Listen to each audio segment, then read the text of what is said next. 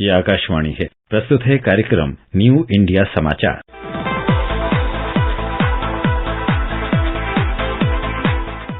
नमस्कार, आकाशवाणी के समाचार सेवा प्रभाग की प्रस्तुति न्यू इंडिया समाचार में आपका स्वागत है। श्रोताओं, इस सप्ताह हम आपके साथ 1 से 15 अप्रैल के अंक की चर्चा कर रहे हैं। कभी वित्तीय लेखा जोखा का दस्तावेज बनकर हर वर्ष पेश होने वाला आम बजट अब एक अनुष्ठान से ऊपर उठकर जन भागीदारी का सशक्त माध्यम बन सरकार की ऊर्जा को व्यापक विकास की प्राथमिकताओं से कस रहा है। बजट वेबिनार की नई परंपरा से गवर्नेंस को गति दे रहा है आम बजट, जिसे प्रधानमंत्री नरेंद्र मोदी के स्तर से सीधे व्यवहारिक ब्लूप्रिंट में बदला गया है। भारत के संसदीय इतिहास में यह पहला मौका है जब देश का आम बजट केवल वित्तीय जरूरतों को पूरा करने का दस्तावेज नहीं, बल्कि उसे धरातल पर उतारने का संकल्प पत्र बन गया है। बजट से पहले महज सुझाव लेने भर की परंपरा को तोड़ते हुए सरकार ने बजट पेश करने के बाद प्रावधान से समाधान की दिशा में कदम बढ़ाया है। इसे साकार करने के लिए प्रधानमंत्री नरेंद्र मोदी खुद सभी हितधारकों से संवाद समन्वय स्थापित कर सरकार और निजी क्षेत्र के बीच विश्वास का सेतु बन रहे हैं, ताकि जब भारत आजादी की शताब्दी वर्षगांठ मनाए तब सरकार ही नहीं, देश के 135 करोड़ लोगों की सोच से आत्मनिर्भर और विकसित नए भारत का सपना साकार हो। हरित विकास के लिए आम बजट में किए गए प्रावधानों ने इस क्षेत्र में निवेश का बेहतरीन अवसर दिया है, जो इस सेक्टर में आ रहे स्टार्टअप के लिए भी उपयोगी सिद्ध होने लगा है। 2014 के बाद से ही भारत ने हरित क्षेत्र की क्षमता को तेजी से बढ़ाया है। हरित ऊर्जा से जुड़ी तकनीकों में भारत नेतृत्व कर सकता है और वैश्विक भलाई का काम कर सकता है। ऐसे में यह बजट एक अवसर ही नहीं, भविष्य की सुरक्षा की गारंटी भी है। हरित विकास के लिए बजट प्रावधानों को आगे बढ़ाने की प्रधानमंत्री नरेंद्र मोदी ने नई राह दिखाई है। गोवर्धन योजना में 500 नए वेस्ट टू वेल्थ प्लांट लगेंगे, 10,000 करोड़ रुपए खर्च होंगे। 1 करोड़ किसानों को प्राकृतिक खेती अपनाने के लिए 3 वर्षों में दी जाएगी सहायता। 35,000 करोड़ रुपए ऊर्जा परिवर्तन, नेट जीरो उद्देश्यों और ऊर्जा सुरक्षा में पूंजी निवेश के लिए रखे गए हैं। भारत वर्ष 2030 तक 500 गीगावाट के गैर जीवाश्म आधारित विद्युत क्षमता लक्ष्य हासिल करेगा। पिछले करीब 9 वर्षों की तरह इस बार भी बजट में कृषि को बहुत अधिक महत्व दिया गया है। पिछले कुछ वर्षों से हर बजट को गांव, गरीब और किसान वाला बजट कहा गया है। आजादी के बाद लंबे समय तक कृषि क्षेत्र अभाव के दबाव में रहा और भारत खाद्य सुरक्षा के लिए दुनिया पर निर्भर था। आज भारत न केवल आत्मनिर्भर बना है, बल्कि दुनिया में भी निर्यात कर रहा है। बात चाहे आत्मनिर्भरता की हो या निर्यात की, हमारा लक्ष्य सिर्फ चावल गेहूं तक ही सीमित नहीं रहना चाहिए। वर्ष 2021-22 में दलहन, मूल्य वर्धित खाद्य उत्पाद और खाद्य तेलों के आयात पर ही करीब 2 लाख करोड़ रुपए खर्च हो गए। मतलब इतना पैसा देश के बाहर चला गया। अगर देश इन कृषि उत्पादों के क्षेत्र में भी आत्मनिर्भर बन जाए तो ये पैसा हमारे किसानों के पास पहुंच सकता है। पिछले कुछ वर्षों से लगातार बजट में इन क्षेत्रों को आगे बढ़ाने वाले फैसले किए जा रहे हैं। 20 लाख करोड़ रुपए तक बढ़ाया जाएगा किसान ऋण, 60,000 करोड़ रुपए पीएम किसान निधि के लिए रखे गए हैं। साथ ही भारत को श्री अन्न का वैश्विक केंद्र बनाने के उद्देश्य से भारतीय बाजरा अनुसंधान संस्थान हैदराबाद को उत्कृष्टता केंद्र के रूप में बढ़ावा दिया जाएगा। अतीत के नियम कानून के बोझ से छात्रों को मुक्त करने के साथ साथ सरकार शिक्षा और कौशल विकास के क्षेत्रों में आगे और सुधार करेगी। कौशल और शिक्षा अमृतकाल में देश के 2 सबसे महत्वपूर्ण उपकरण हैं। विकसित भारत के विजन को लेकर देश की अमृत यात्रा का नेतृत्व युवा ही कर रहे हैं। इसलिए अमृतकाल के पहले आम बजट में युवाओं को सबसे ज्यादा महत्व दिया गया है। शिक्षा को व्यवहारिक और उद्योग उन्मुख बनाने की नींव को मजबूती दी गई है। नई राष्ट्रीय शिक्षा नीति में लर्निंग यानी सीखने और कुशलता पर समान जोर दिया गया है। स्वयं जैसे ई लर्निंग प्लेटफॉर्म और नेशनल डिजिटल लाइब्रेरी भी ज्ञान का बहुत बड़ा माध्यम बनने जा रहा है, ताकि सबकी भागीदारी से एक नए संकल्प, नई ऊर्जा के साथ हमारी युवा पीढ़ी के उज्जवल भविष्य का निर्माण हो।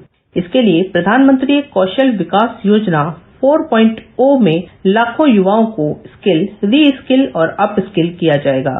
केंद्र सरकार देश के युवाओं को कक्षा से बाहर का अनुभव देने के लिए इंटर्नशिप और अप्रेंटिसशिप प्रदान करने पर ध्यान दे रही है। आम बजट का मंत्र है सर्वजन हिताय सर्वजन सुखाय।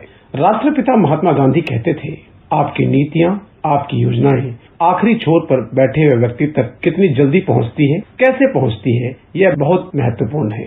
बजट में लोक कल्याण को लेकर कई योजनाएं होती हैं, लेकिन पारदर्शिता के साथ कैसे लाभार्थी तक पहुँचे, इस पर पहले बहुत कम ध्यान दिया जाता था। अब मौजूदा केंद्र सरकार अंत्योदय के सिद्धांत को साकार कर रही है। लोगों तक 100% वैक्सीनेशन कवरेज को पहुंचाना हो या फिर सामाजिक योजनाओं का लाभ, आज सबका साथ सबका विकास सुशासन के मंत्र से सुनिश्चित हो रहा है। जल जीवन मिशन के लिए 70,000 करोड़ रुपए का प्रावधान किया गया है। प्रधानमंत्री पीबीटीजी विकास मिशन जनजातीय और ग्रामीण इलाकों में अंतिम छोर तक पहुंचने के मंत्र पर विशेष ध्यान दिया जाएगा। 500 आकांक्षी ब्लॉक कार्यक्रम से विश्वास बढ़ेगा। पीएम आवास योजना में 79,000 करोड़ रुपए आवंटित किए गए हैं। जल संरक्षण के लिए कैच द रेन और अन्य पहल के लिए लोगों की सक्रियता बढ़ाई जाएगी। प्रधानमंत्री विश्वकर्मा कौशल सम्मान से हुनर को नई पहचान मिलेगी। छोटे कारीगर स्थानीय शिल्प के उत्पादन में महत्वपूर्ण भूमिका निभाते हैं। पीएम विश्वकर्मा योजना उन्हें सशक्त बनाने पर केंद्रित है। प्राचीन भारत में कुशल कारीगर अपने अपने तरीके से योगदान देते थे, लेकिन इस कुशल कार्यबल को लंबे समय तक उपेक्षित रखा गया और गुलामी के लंबे कालखंड में उनके काम को गैर महत्वपूर्ण माना गया। कुशल कारीगर आत्मनिर्भर भारत की सच्ची भावना के प्रतीक हैं और अब मौजूदा केंद्र सरकार ऐसे लोगों को नए भारत का विश्वकर्मा मानती है। हमारे लोहार, स्वर्णकार, कुम्हार, बढ़ई, मूर्तिकार, कारीगर, राजमिस्त्री अनेकों हैं जो सदियों से अपनी विशिष्ट सेवाओं की वजह से समाज का अभिन्न हिस्सा रहे हैं, जिन्हें पीएम विश्वकर्मा योजना से नई पहचान मिलेगी।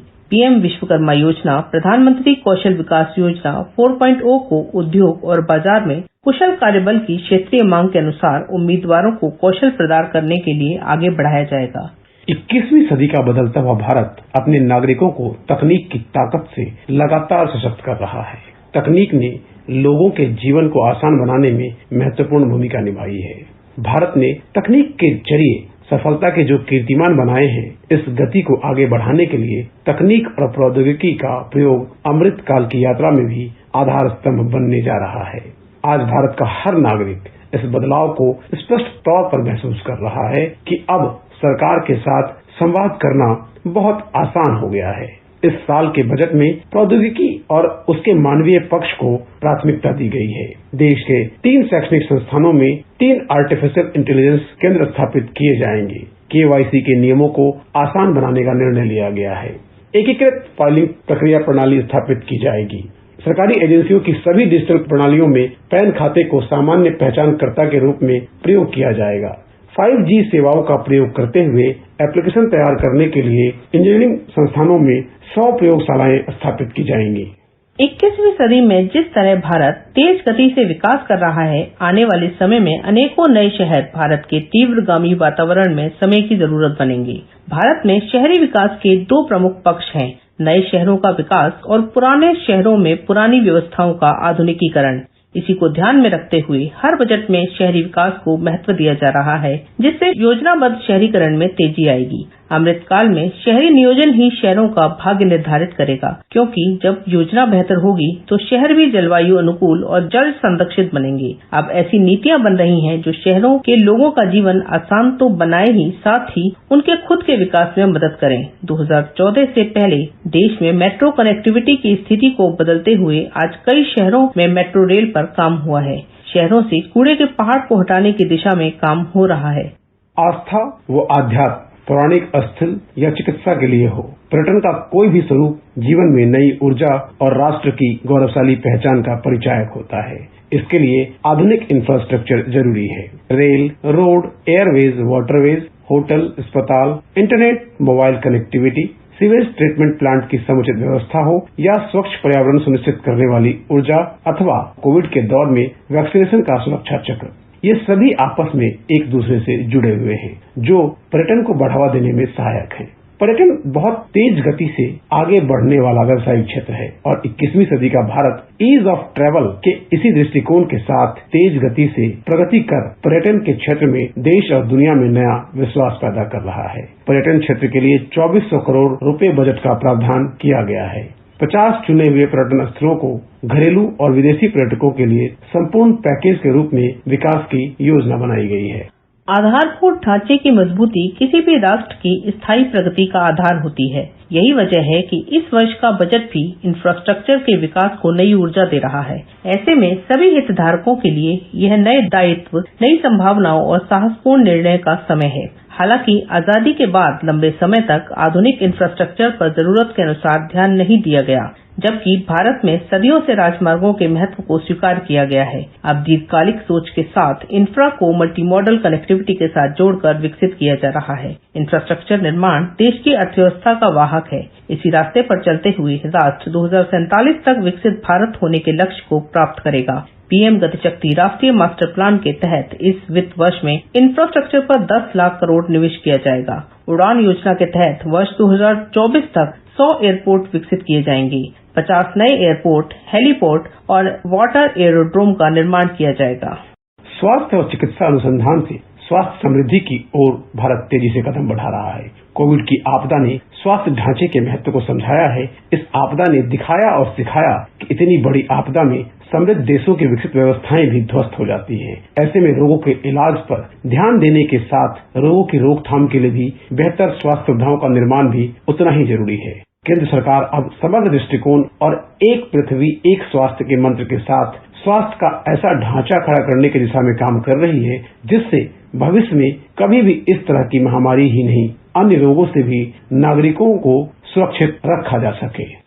विकास अवसरों की रचना के लिए वित्तीय सेवाओं की दक्षता को बढ़ाने पर ध्यान केंद्रित किया जा रहा है। सशक्त वित्तीय तंत्र के साथ भारत आगे बढ़ रहा है। कोविड की आपदा आने के बाद दुनिया ने भारत की वित्तीय और मौद्रिक नीति का प्रभाव देखा। इसकी वजह बीते 9 वर्षों में भारत की अर्थव्यवस्था के आधार को मजबूत करने में केंद्र सरकार के प्रयास हैं। अतीत में भारत क्यों से वर्तमान में भारत क्यों नहीं की सोच बनी है, तो इसके लिए प्रधानमंत्री नरेंद्र मोदी का वित्तीय अनुशासन, पारदर्शिता और समावेशी दृष्टिकोण रहा है। देश में महिलाओं का आर्थिक सशक्तिकरण पहली प्राथमिकता है। नारी के नेतृत्व में विकास को नई दिशा मिल रही है। स्वास्थ्य क्षेत्र हो या खेल का मैदान, व्यापार हो या राजनीतिक क्षेत्र, भारत में महिलाओं की न केवल भागीदारी बढ़ी है बल्कि हर क्षेत्र में नेतृत्व कर रही हैं। बीते 9 वर्षों में देश नारी सशक्तिकरण और नारी के नेतृत्व में विकास के विजन की ओर बढ़ चला है। अब G20 की अध्यक्षता कर रहे भारत ने दुनिया के एजेंडे में इसे शामिल किया है। इस वर्ष का आम बजट भी नारी के नेतृत्व में विकास को नई गति देने वाला है, क्योंकि नारी शक्ति की संकल्प शक्ति, इच्छा शक्ति, कल्पना शक्ति, निर्णय शक्ति, त्वरित फैसला लेने का उनका सामर्थ्य, निर्धारित लक्ष्यों को प्राप्त करने के लिए उनकी तपस्या, उनके परिश्रम की पराकाष्ठा, यह मातृशक्ति का प्रतिबिंब है। निश्चित तौर से जन भागीदारी के मंत्र के साथ बजट वेबिनार में जुड़ा सबका अनुभव, सबके निजी विकास के संकल्प, देश के विकास के संकल्प के साथ जुड़कर सामूहिक शक्ति से, सामूहिक प्रयास से सिद्धि अवश्य प्राप्त करेंगे। इसलिए प्रधानमंत्री नरेंद्र मोदी कहते हैं, आज का नया भारत नए वर्क कल्चर के साथ आगे बढ़ रहा है। इस बार भी बजट की खूब वाहवाही हुई है। देश के लोगों ने इसे बहुत पॉजिटिव तरीके से लिया है। अगर पुराना वर्क कल्चर होता तो इस तरह के बजट वेबिनार्स के बारे में कोई सोचता ही नहीं।